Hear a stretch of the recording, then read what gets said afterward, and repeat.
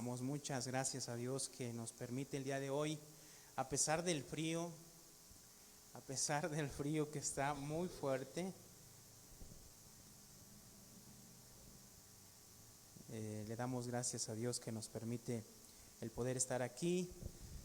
De verdad, hermanos, se lo digo, pudiéramos estar en otro lado, o haciendo otras cosas, o nuestras casas bien tapaditos, pero de verdad me da mucho gusto verlos aquí, que a pesar de las circunstancias estén aquí para escuchar la palabra de Dios. De verdad agradezco a Dios por su vida y pues lo único que podemos hacer en esta hora, ya que estamos aquí, es poner oído a la voz de Dios. Muy bien, quisiera que me acompañara por favor ahí en sus Biblias al libro de Hechos capítulo 10. Hechos capítulo 10.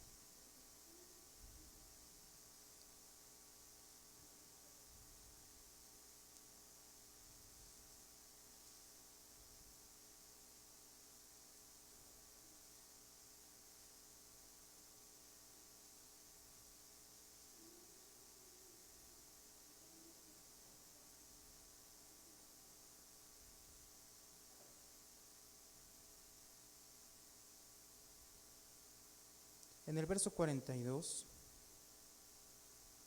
solo vamos a leer un verso de este verso 10, de este capítulo 10, ahorita. Y sobre esto vamos a ver el día de hoy acerca, hermanos, de la salvación que no es por obras. Así vamos a titular el día de hoy. Una salvación que no es por obras. Y ahorita nos vamos a encargar de desmenuzar todo esto. Pero quisiera leer el verso 42. Seguramente usted que estuvo meditando ya leyó, bueno, vamos a leer estos versos. Dice el verso 42. Y nos mandó que predicásemos al pueblo y testifiquemos que Él es el que Dios ha puesto, ¿qué dice, hermano? Por juez de vivos y muertos. Miren nada más. Vamos a orar. Bendito Padre Celestial, gracias te damos, Señor, por permitirnos el enorme privilegio de poder estar delante de tu presencia, Señor. Gracias de verdad, Señor, por la vida de mis hermanos, por aquellos que están, Señor, viéndonos a través de las redes sociales. Gracias por sus vidas. En un mismo corazón, en un mismo espíritu, Señor, bendícenos tanto aquí como en los hogares o en cualquier lugar donde nos están viendo. Señor, tu presencia, tu Santo Espíritu esté bendiciendo nuestras vidas, abriendo los ojos de nuestro entendimiento, dándonos comprensión, dándonos entendimiento de tu palabra y sobre todo, Señor, para poder asimilarlo en nuestras vidas y poder vivirla, Señor, de esta manera. Gracias te damos por este momento. Queremos escucharte, Señor. Padre, habla a nuestras vidas el día de hoy, en el nombre de Cristo Jesús te lo pedimos. Amén. Amén. Gloria al Señor. Gloria al Señor. Vamos a desmenuzar este capítulo 10. No vamos a ver a profundidad todas las cosas, pero quisiera que nosotros viéramos de qué se trata el capítulo 10. Yo creo que usted más o menos entiende de qué se trata el capítulo 10. Hay dos personajes principales en el capítulo 10, que son Cornelio, que parece Cornelio. Vamos a ver el capítulo 10 en el verso 1. Había en Cesarea un hombre llamado Cornelio. ¿Quién era Cornelio? Era un centurión de la compañía llamada La Italiana. Este Cornelio, al ser centurión, significa que era un comandante o un dirigente del ejército de los romanos, que tenía a su cargo 100 personas. Por eso es centurión, 100 personas. Por lo tanto, entendemos que este hombre no es judío. Al ser romano o del ejército romano, entendemos que no es judío. Pero, verso 2 dice: piadoso y temeroso de Dios, con toda su casa y que hacía muchas limosnas al pueblo y oraba a Dios siempre. Verso 3, este vio claramente en una visión como a la hora novena del día que un ángel de Dios entraba donde él estaba y le decía: Cornelio. Verso 4, él mirándole fijamente y atemorizado dijo: ¿qué es, Señor? Y le dijo: tus oraciones y tus limosnas han subido para memoria delante de Dios. Envía pues ahora hombres a Jope y haz venir a Simón, el que tiene por sobrenombre Pedro. Este posa en casa de cierto Simón curtidor, que tiene su casa junto al mar. Él te dirá lo que es necesario que hagas. Ido el ángel que hablaba con Cornelio, este llamó a 2 de sus criados y a un devoto soldado de los que le asistían, a los cuales envió a Jope después de haberles contado todo. Es interesante esta parte. ¿Por qué, hermano? No sé si a usted le pasó, si usted está meditando, y estamos meditando estos pasajes, no sé si a usted le pasó. Muchas veces las personas, cuando hablan de Cornelio, lo ponen como un ejemplo de la búsqueda de Dios. No sé si usted ha visto. Yo me dediqué un poquito en estos días a ver qué se predicaba acerca de Cornelio.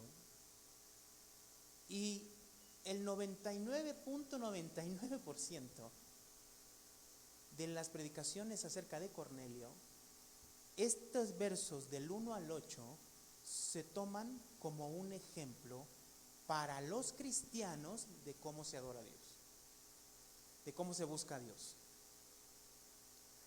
No quiero que me conteste, pero quiero hacerle esta pregunta. ¿Será cierto que este Cornelio es un ejemplo para los cristianos de la búsqueda de Dios? Lo dejo en el tintero, lo dejo ahí en la pregunta. ¿Por qué? Porque aunque era un hombre que menciona aquí, piadoso y temeroso de Dios, con toda su casa, o sea, significa que no nada más él, sino que instruía también a su casa, y no tan solo a su casa, sino que también vemos en el verso 7 que dice que cuando se fue el ángel, Cornelio llamó a uno de sus criados, dice el verso 7, y a un devoto soldado de los que le asistían. O sea, también su vida influía no tan solo en su familia, sino también en los que le servía, y seguramente en los que le servían a él, que eran aquellos que estaban en su regimiento, ¿no? Esos 100 que estaban a su cargo. Sin duda, podemos decir que a un nivel moral y ético, este hombre es una persona ejemplar, que buscaba a Dios, ¿sí?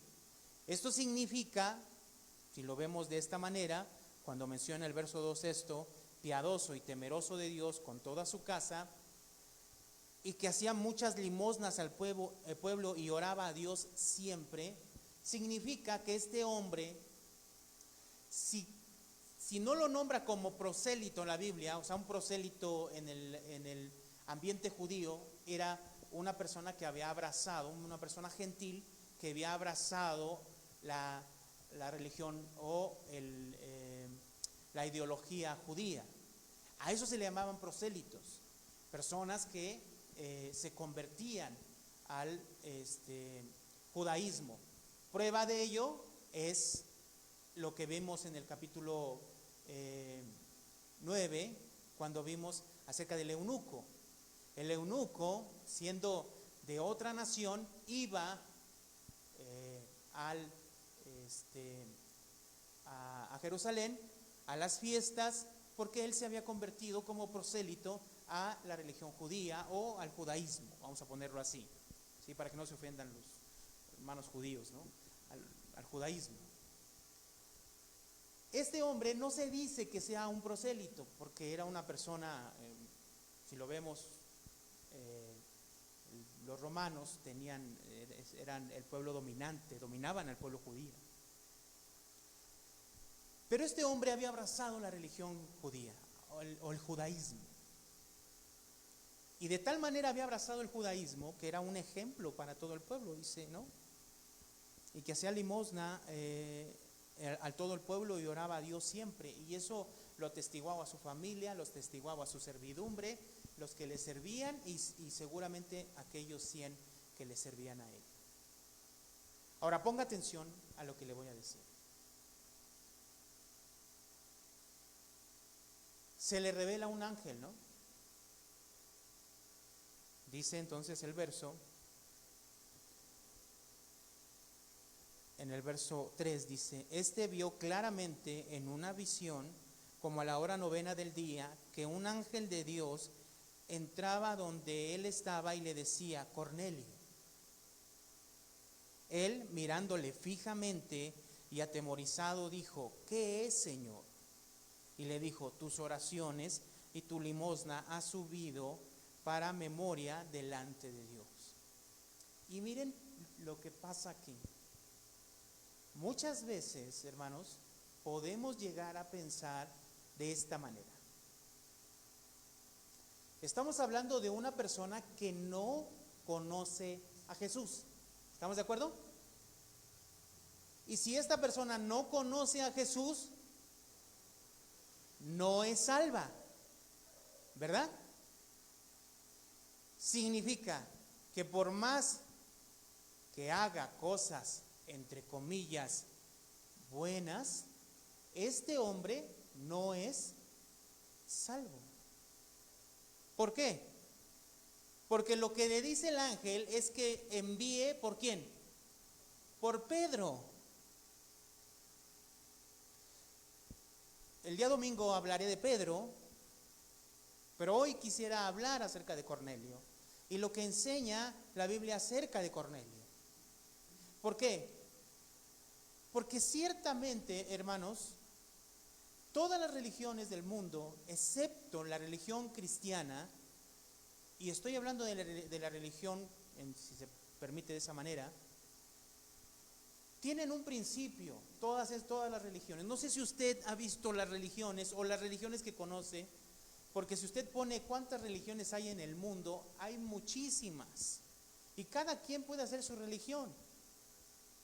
Pero el común denominador de esas religiones, ¿sabe qué son? El hacer cosas para ganarse algo. De hecho, hermanos, el judaísmo hasta el día de hoy promueve el portarse bien, ser buenas personas en el mundo.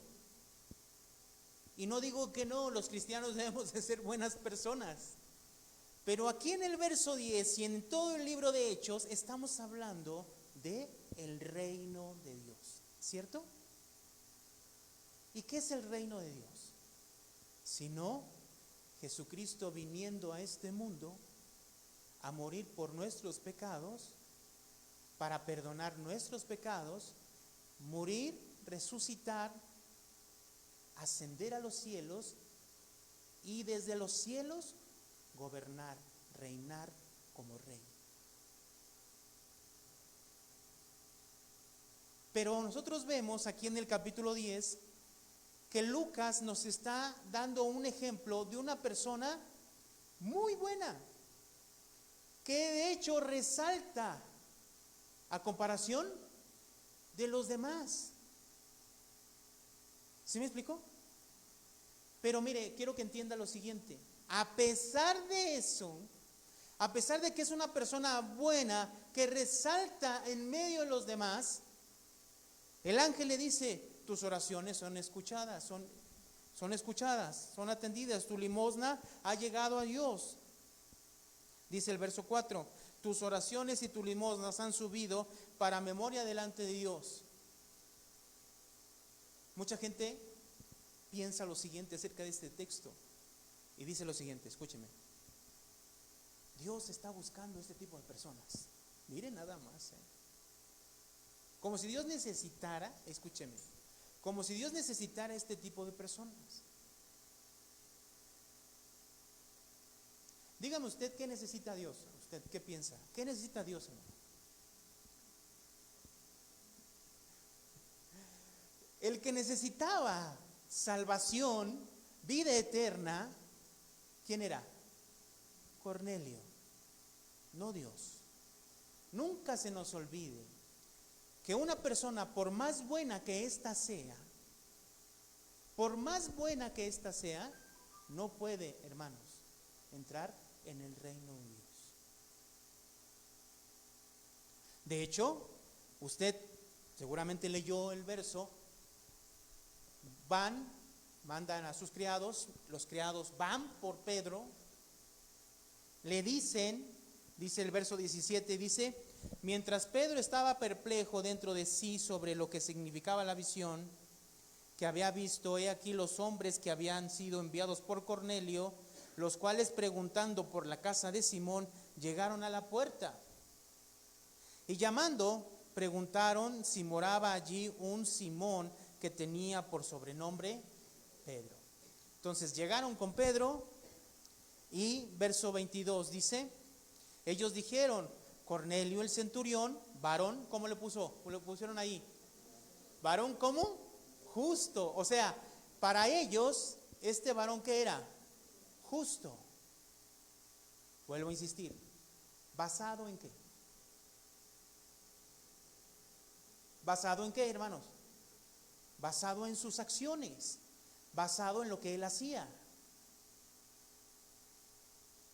Dice, varón justo y temeroso de Dios, y que tiene buen testimonio en toda la nación de los judíos, ha recibido instrucciones de un santo ángel de hacerte venir a su casa para oír tus palabras. ¿Qué necesitaba este hombre? Necesitaba oír las palabras que tenía Pedro, ¿no? Pero Pedro, ¿de qué le predicó? Verso 26. De hecho, el 25 dice: cuando Pedro entró, salió Cornelio a recibirle. ¿Y qué hizo? Postrándose a sus pies, ¿qué? Le adoró.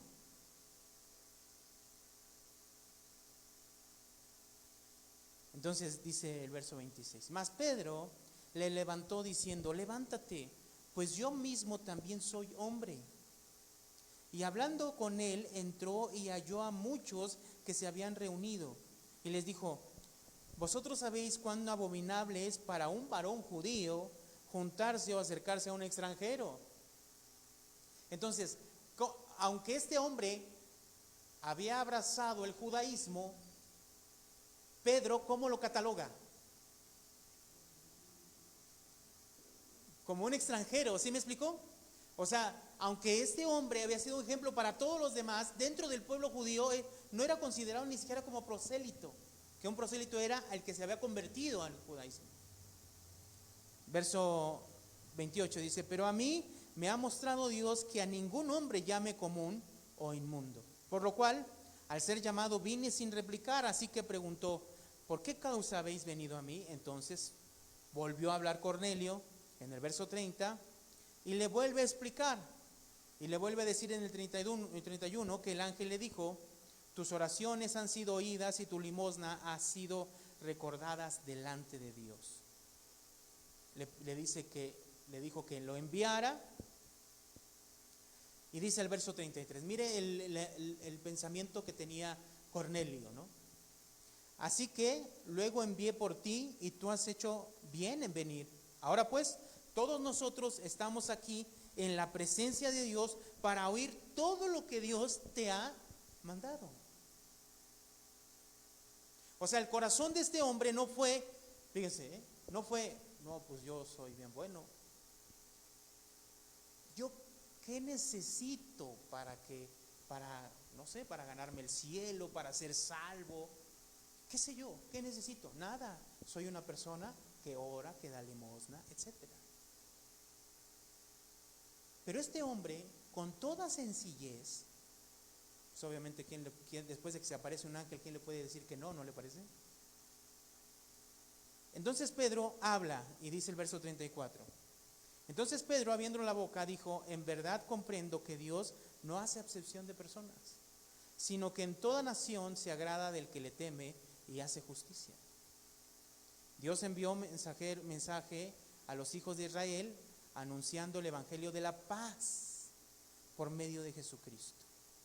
Entonces fíjese cómo empieza Pedro a hablar acerca de Jesús. ¿Jesús qué trajo? ¿El evangelio de qué? De la paz. ¿Sabe qué significa esto? El libro de Romanos nos explica que nosotros tenemos paz por medio de nuestro Señor Jesucristo. A ver, vamos a Romanos. Busque el libro de Romanos, por favor, hermano. Capítulo 5.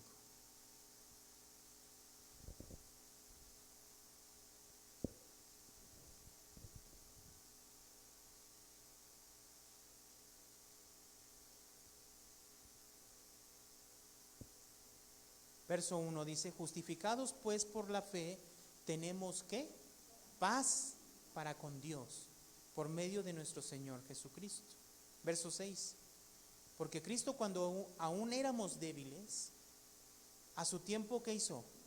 Murió por los impíos. Ciertamente apenas morirá alguno por un justo, con todo pudiera ser que alguno osara morir por el bueno. Mas Dios muestra su amor para con nosotros, en que siendo aún pecadores, ¿qué, hermano? Cristo murió por nosotros. Verso 9. Pues mucho más estando ya justificados en su sangre, por él seremos salvos ¿de qué? De la ira. Porque si siendo enemigos fuimos reconciliados con Dios por medio de la muerte de su Hijo, mucho más estando reconciliados seremos salvos. ¿Por qué? Por sus vidas. Entonces, ¿qué significa hacer la paz? ¿Qué significa el evangelio de la paz? Que hemos sido reconciliados ¿con quién? Con Dios. Entonces Pedro le está hablando a Cornelio, una persona buena, una persona que lo muestra intachable, íntegra, ética y moralmente delante de las personas. Pero Pedro entiende esto y empieza a hablarles acerca del evangelio de la paz por medio de Jesucristo. ¿Qué significa? En otras palabras, Pedro lo que le está diciendo es: tú eres enemigo de Dios. Por más que seas bueno, temeroso de Dios, que hagas las cosas buenas, estás enemistado contra Dios. Regresamos al libro de Hechos.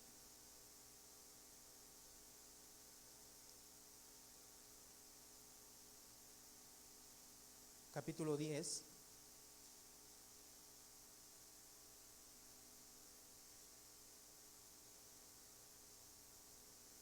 Dice el verso 36, anunciando el evangelio de la paz por medio de Jesucristo, este es el Señor de ¿quiénes? De todos. Jesús es el Señor, hermano.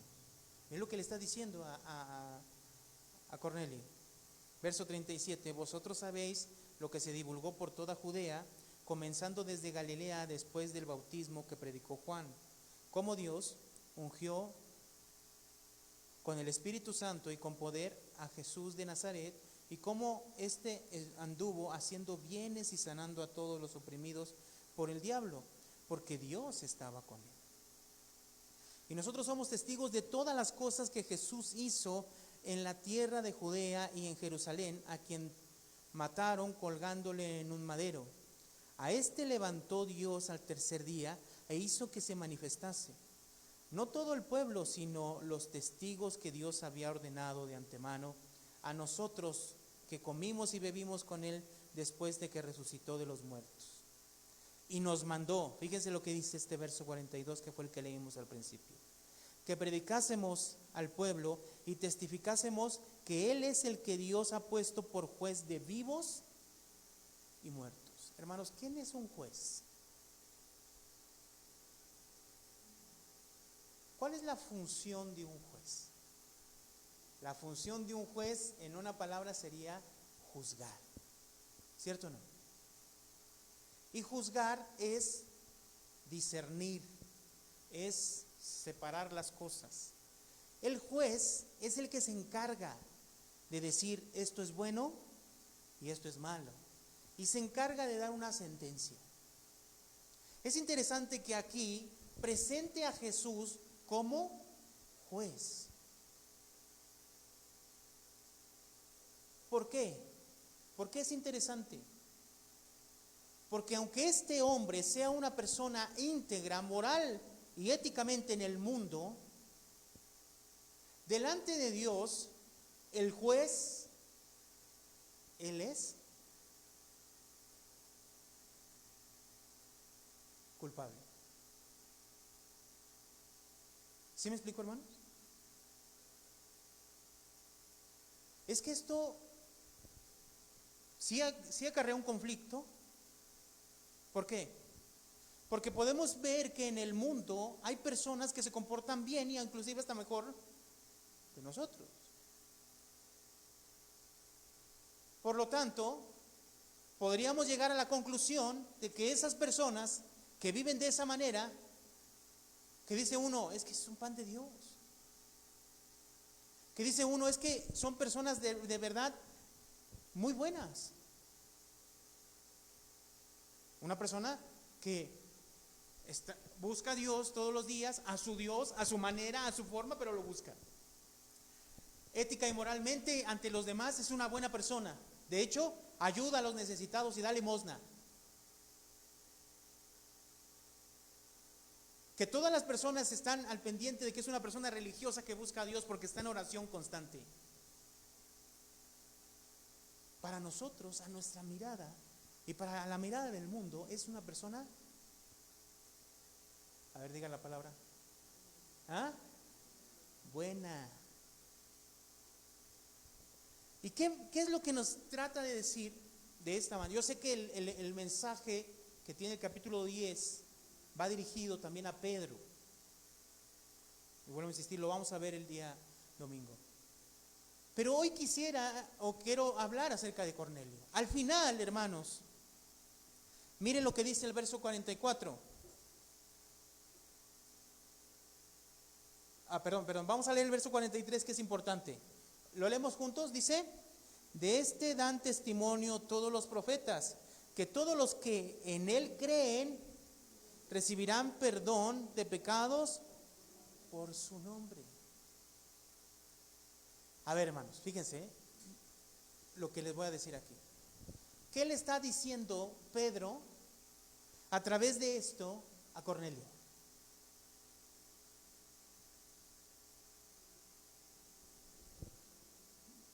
¿Qué le está diciendo, hermanos? Le está diciendo que él, ¿qué es? ¿Qué es, Cornelio? Delante de Dios, ¿qué es? Hermano, un pecador. ¿Sí me explico, hermanos? Porque la salvación es a través de ¿quién, hermano? De Jesucristo. Y es que este es un duro golpe también, ¿para qué? Para lo religioso. Para ese pueblo judío que su creencia estaba basada en lo externo. Y eso no es porque lo digamos nosotros, no es porque lo esté diciendo yo.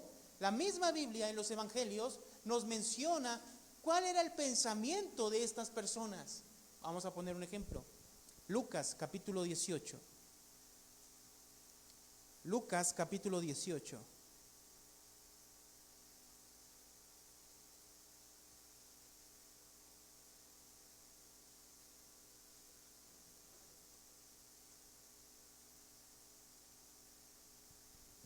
Lucas 18:9. Vamos a poner un ejemplo aquí.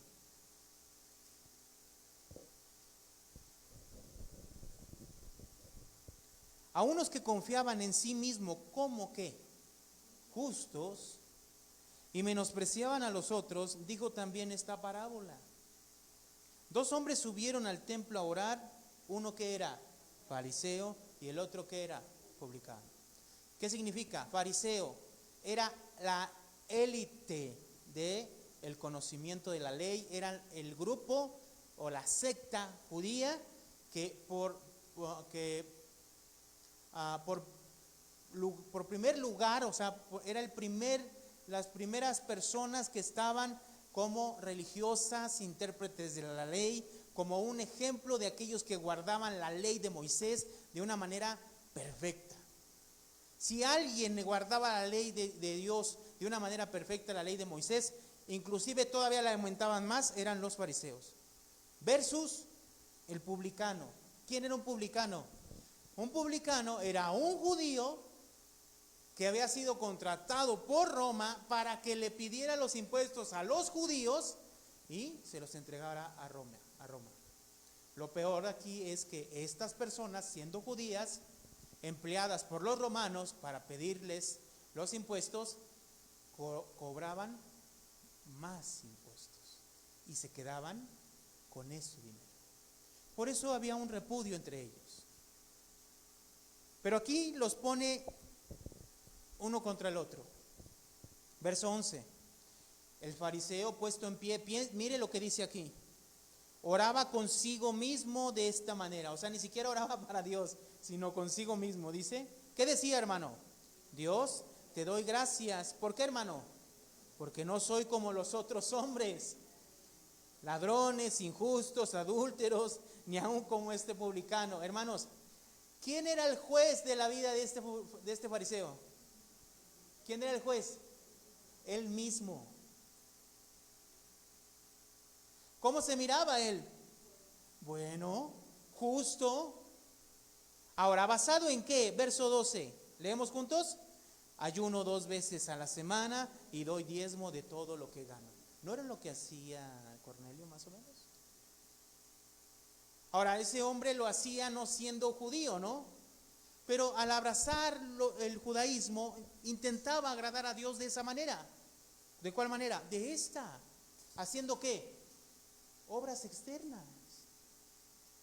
Ahora, hermano, que debíamos nosotros hacer esas obras externas, sí, pero no para ganarnos el cielo, sino para qué, sino como un fruto de lo que ahora ya somos. Pero aquí este hombre fariseo, ¿de qué se está jactando? De las cosas que hacía. Por lo tanto, él, ¿cómo se ve a comparación del publicano? Justo y bueno. Pero ¿qué dice el verso 13? Mas el publicano, estando lejos, no quería ni aún alzar los ojos al cielo, sino que se golpeaba el pecho diciendo, Dios, sé propicio a mi pecador. 14. ¿Cuál es la culminación de esta parábola?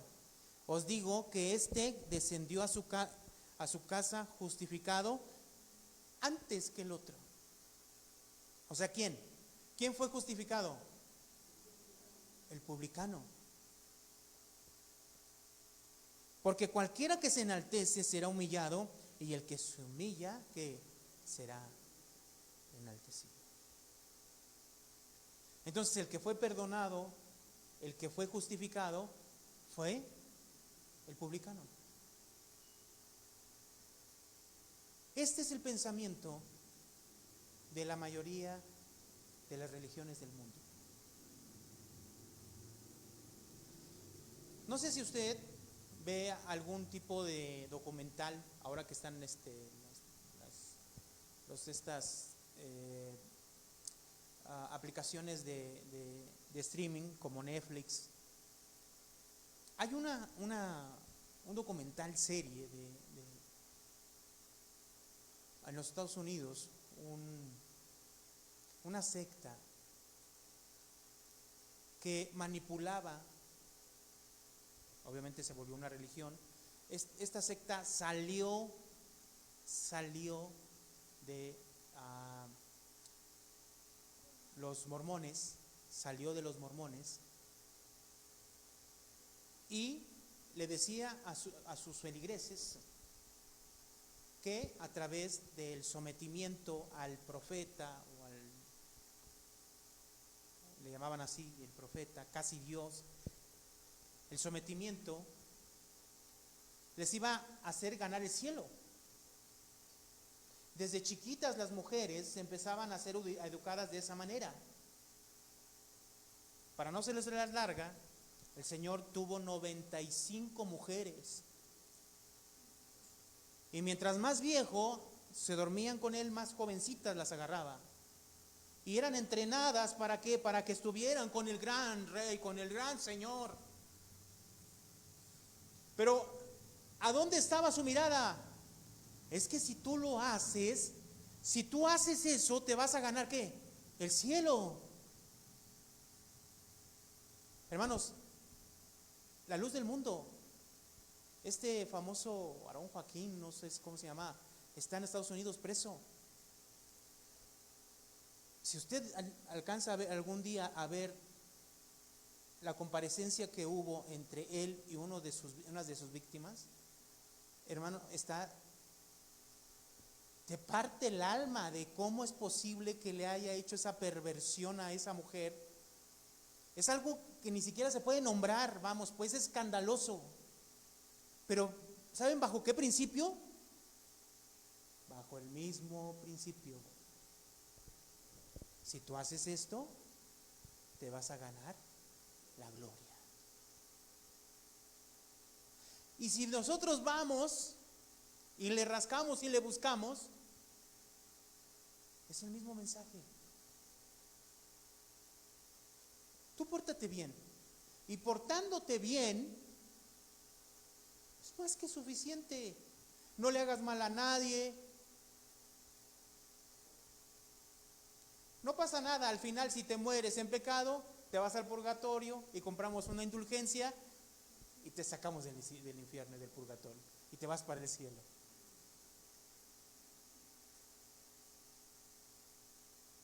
¿Quieres pagar tus pecados? Una penitencia. ¿Qué le damos? 10 Padres Nuestros, 2 Aves Marías. ¿No es cierto, hermanos? Esta ideología, este pensamiento está metido en el corazón del hombre hasta lo más profundo. Quiero poner otro ejemplo, ya por último. Mateo, capítulo 18.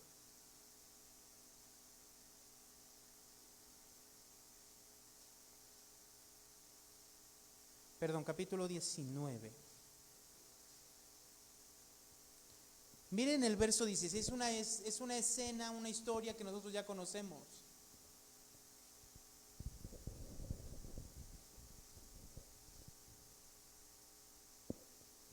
Dice el verso 16. Entonces vino uno y le dijo, maestro bueno, miren la palabra que utiliza aquí. Se refiere a Jesús como ¿quién? Como bueno. Pero miren la pregunta, leemos juntos la pregunta, dice, ¿qué bien haré para tener la vida eterna? ¿Cuál era el pensamiento de esta persona? El pensamiento de esta persona era que tenía que hacer algo. ¿Para qué? Para ganarse la vida eterna. Eso es. Los musulmanes o toda esa región de allá, la religión musulmana, las religiones árabes, ¿por qué son capaces de explotarse, ir a un supermercado y explotarse ellos mismos? ¿Por qué, hermano? ¿Por qué? Porque les prometen que cuando hagan esto, después de morir, ellos van a recibir, va a estar Alá o su Dios, o no sé, recibiéndolos con muchas cosas gloriosas.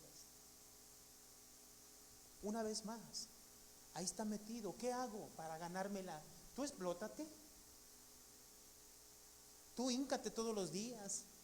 Tú tienes que orar lunes, martes, miércoles, todos los días. ¿Cuántas veces? 5 veces al día. Y si lo haces así, entonces Dios te va a responder.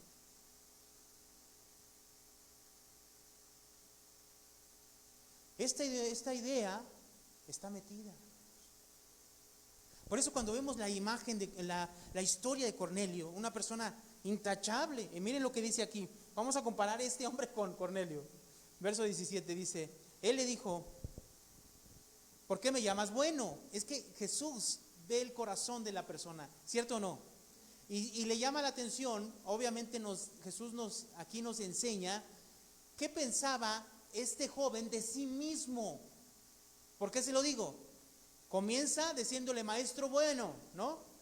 Jesús entonces le llama la atención y le dice, ¿por qué me llamas bueno? Ninguno hay bueno, sino uno. ¿Quién? Ahora, ¿por qué cree que le dijo esto? ¿Por qué cree que le dijo esto? Es interesantísimo. Dice él ahí mismo, dice, mas si quieres entrar en la vida, guarda los mandamientos. Le dijo, ¿cuáles? Y Jesús le dijo, no matarás, no adulterarás, no hurtarás y no harás falso testimonio. Honra a tu padre y a tu madre y amarás a tu prójimo como a ti mismo. Verso 20, leemos juntos. ¿Qué dijo el joven? El joven dijo, todo esto lo he guardado desde mi juventud. ¿Cómo se veía él a sí mismo? ¿Cómo, hermano? Bueno. Por eso Jesús le dice, ¿por qué me llamas bueno? Bueno, solo hay uno. ¿Quién? Dios. En otras palabras, tú no eres bueno.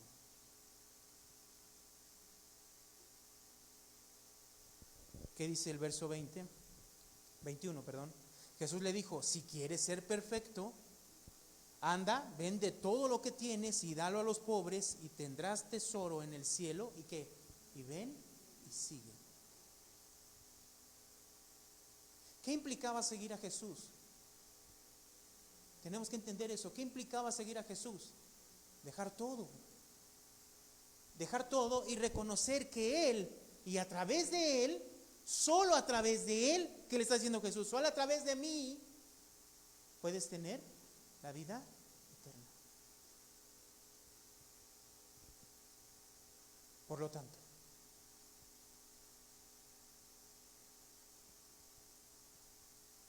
a veces inconsciente o conscientemente, caemos en la misma trampa, el mismo pensamiento del mundo, el mismo pensamiento de las religiones del mundo. Y el cristiano llega a pensar a veces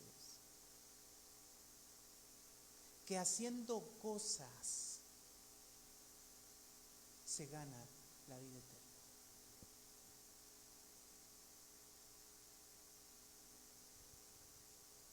Una persona que no conoce a Dios, que no conoce a Jesús, puede llegar a pensar de esta manera. Y entonces el comportamiento del cristiano lo transforma. Nosotros entendemos, como dice el libro de Efesios capítulo 1, Efesios capítulo 2, por favor, búsquelo.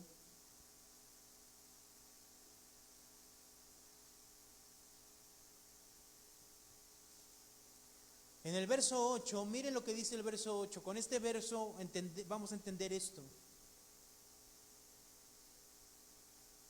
Dice, porque por gracia sois salvos por medio de ¿qué? De la fe. ¿De la fe en quién, hermano? En Cristo Jesús, ¿verdad? Sigue diciendo, y esto no es de vosotros, pues es que don de Dios. Leemos el 9 juntos. No por obras, para que nadie se gloríe. Pero verso 10 dice, porque somos hechura suya, creados en Cristo Jesús. ¿Para qué, hermano? Entonces, primero soy salvo a través de Cristo Jesús, pero esa salvación en Cristo Jesús me hace vivir ¿en qué? En buenas obras. Ahora, ¿cuáles son esas buenas obras? Las cuales Dios preparó de antemano para que estuviésemos en ellas. O sea, en otras palabras, es seguir la voluntad de Dios, es estar atentos a lo que Dios nos está diciendo de cómo tenemos que vivir. Pero escúcheme, nosotros tenemos que tener bien claro como creyentes que la salvación solamente es a través de Cristo Jesús. Pero esa salvación se tiene que notar a través de vivir bajo la voluntad de Dios.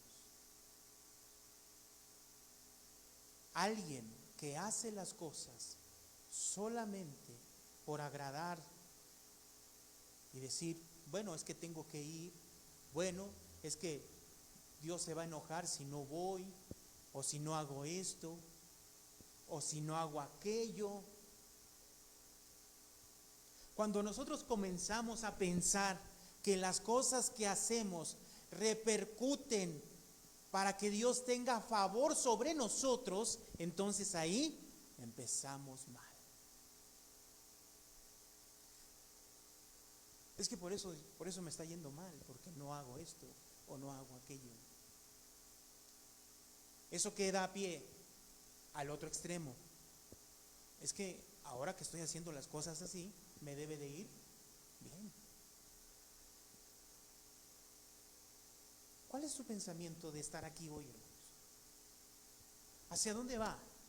¿Por qué lo hicieron? ¿Dónde nació eso? Hoy venimos aquí porque queremos alabar a nuestro Dios y porque Él nos ha dado la salvación y queremos agradarle y cantarle y escuchar su voz. ¿O venimos porque buscamos su favor, buscamos que Él haga algo en nuestras vidas? Tenemos que pensar, hermano, ¿dónde está esto? Porque ese pensamiento de ganarnos las cosas a través de lo que hacemos, ese pensamiento viene del mundo. ¿Y sabe quién gobierna el mundo? Satanás.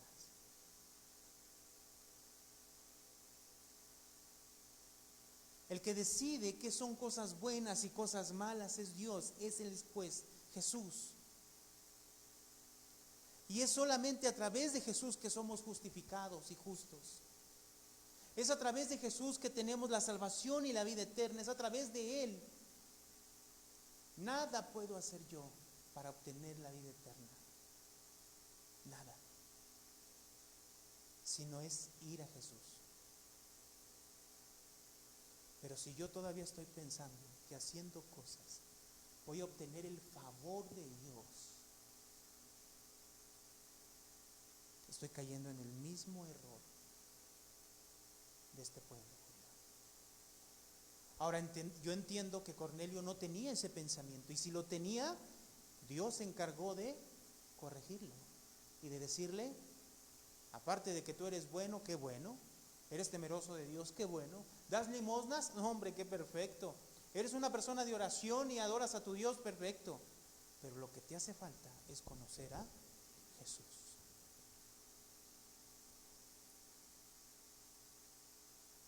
Las obras no nos salvan,